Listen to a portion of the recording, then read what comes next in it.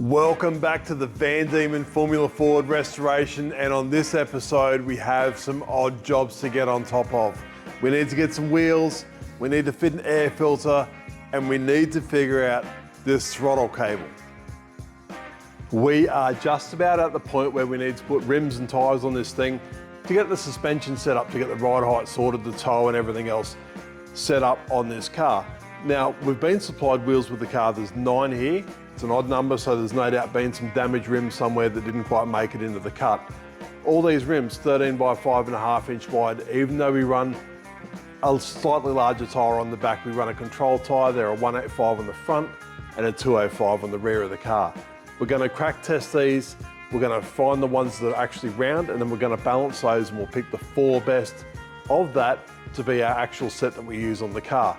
We'll have to paint strip these, repolish the outer edge, get the center of the rim repainted so they look like they're supposed to, because they are pretty ratty at the moment. They've been sitting a long time, there's corrosion under the paint, and they've been knocked around quite a bit. We messed around a little bit with these back in the day with lightening the rims. It was a really easy way to get rid of weight and just keep machining the face until they crack, and then don't machine the next set quite as much. But these are the rims we've always used on the car. This is the rims that should be on it for our restoration, so these are the rims we're going to use. We'll get these cleaned up, get some paint on them, get some tyres on them, and then we're ready to put them on the car and get the suspension sorted.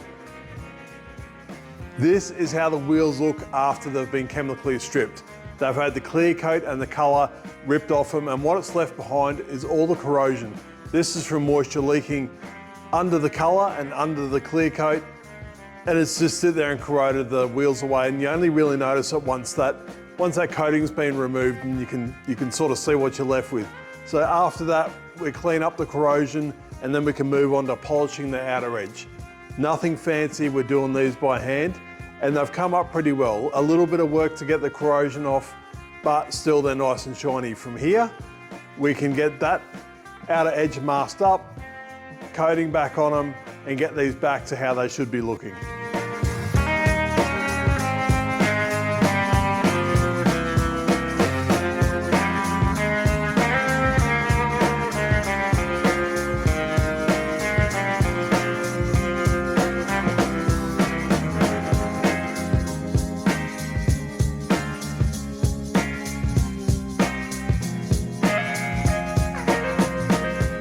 We now have a set of wheels finished that we can get tyres fitted to and put on the car. When we're checking the rims originally, there was actually quite a bit of damage inside the rims on some of them, which is really not uncommon. There's not a great deal of room between the brakes and the rim on these. It's quite a small rim.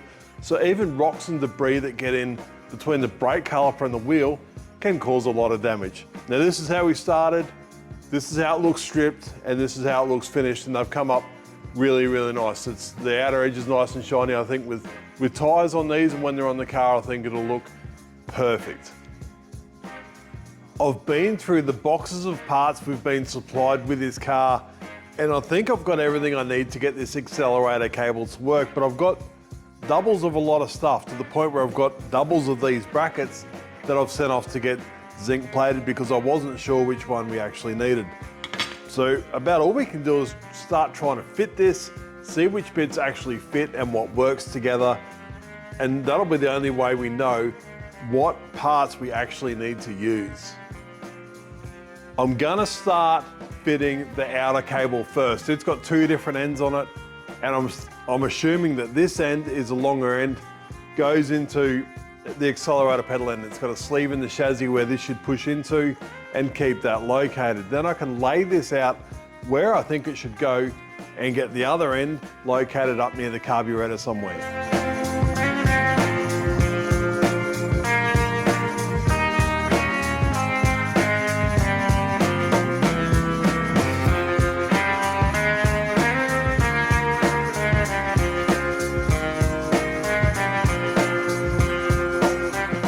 On closer inspection, it turned out that sleeve in the chassis was actually threaded, so I actually had to clean the thread out. That one was actually full of powder coat. Then get the cable in about where you need it and screw the cable into it. So that was quite painful, but it's in. We've run it along the side of the car with everything else, and here we are back up near the carburetor. So now it's time for us to choose which bracket we think we need, and then hopefully we can find the hardware to make that work. Both of the linkages are actually quite similar, just a little bit different. One of the shafts is a bit longer, and it needs that little bit bigger bracket that we've already got zinc plated, and it looks pretty cool. I'm going to use the one that's not as rusty because it's in better condition. The shaft on the rusty one is actually quite worn. Last thing we need to do is induce a worn part into this car that's going to cause us issues or give us sloppy accelerator pedal or any sorts of dramas, especially that the driver will pick up on.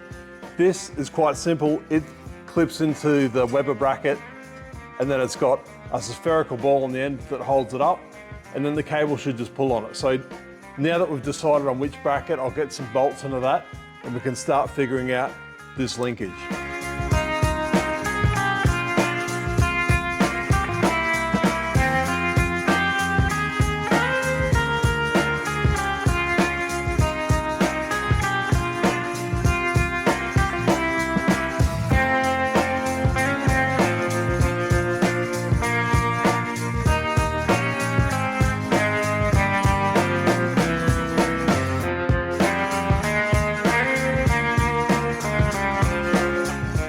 Now that I've got that linkage in position and the return springs on, I can adjust this outer spherical ball to get that shaft straight with the carburetor. I don't want to kink in it because it'll knuckle over and it'll feel a little bit weird to the driver.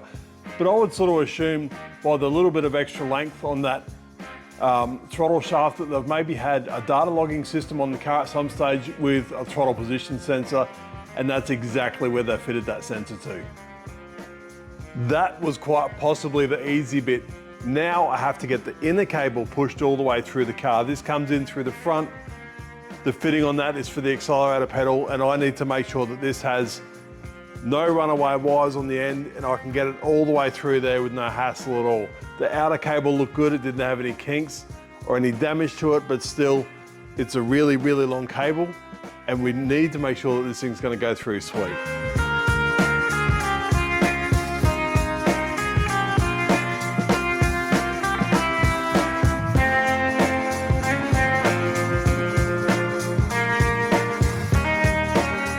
Wow, that's never happened before. I got that inner cable through on the first time. Must be my lucky day. Fitted that off to the accelerator pedal now. Used a dome-headed bolt so it doesn't catch on the chassis. The last thing we need is for our driver to be yelling at us because the accelerator's stuck on. So just be a little bit mindful of that. Next thing I'm going to do is put the accelerator stop in. It will this stop will be for how far the pedal returns, not for the physical full throttle stop, but how far the pedal returns. And I just want it to line up with the rest of the pedals. All the linkages are fitted up and it actually works. The accelerator pedal down this end moves the throttle linkage on that end. We still need the driver for final pedal alignment. He might want them further forward, he might want them further back. So I'm not overly concerned about how they are at the moment, but we've got the full throttle stops in and the return stop, so the pedals are pretty well lined up. It certainly is a baseline where we can get him in the car and then fine tune from there. But next up, because we've got the throttle cable in, we can put the air filter on, and we've got the actual original air filter that I think maybe we even had on the car. Big fan of the K&N filters, but this thing is actually that old. It's fallen apart. All the inside is rotten out. It's an absolute mess. So I don't think we'll be fitting that to anything whatsoever. I'll throw that in the bin, give that back to the customer as a collectible or something. But yeah, that's an absolute mess. So we had to replace it anyway, so why not take the opportunity to get something a bit more application specific. I've got this filter. It's got a beautiful CNC aluminium base. A little bit larger filter is quite nice, and all the fitting kit that goes with it. Let's get this on the car and see how it looks.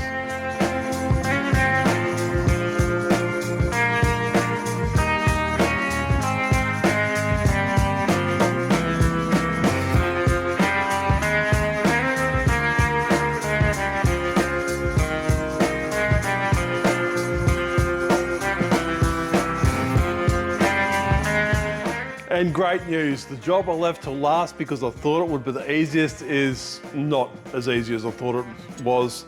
This beautiful CNC bit of gear doesn't fit, but I think we can just grind it out. That little touch to get it on top of the carby. So let's get that done. After just a couple of minutes with the die grinder, we now have an air cleaner base that should fit. So we can get rid of the dust cover once and for all. This should hopefully just slip on and be a nice neat fit, just like that. With the hardware, I'm really paranoid about it. I use Loctite, lock wire, lock nuts, lock bolts, whatever I need to, because I've seen too many good engines die in early deaths from air cleaners falling apart and the engine swallowing the hardware.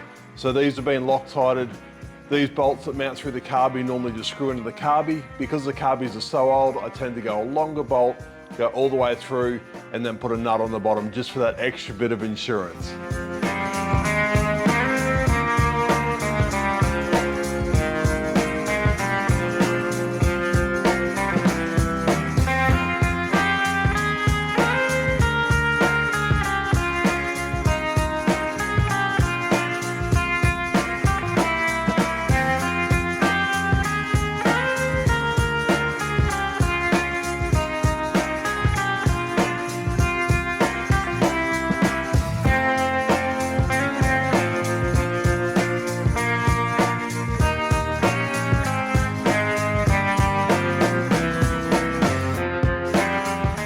Now that the air filter assembly is sitting in position, it's actually an incredibly good fit.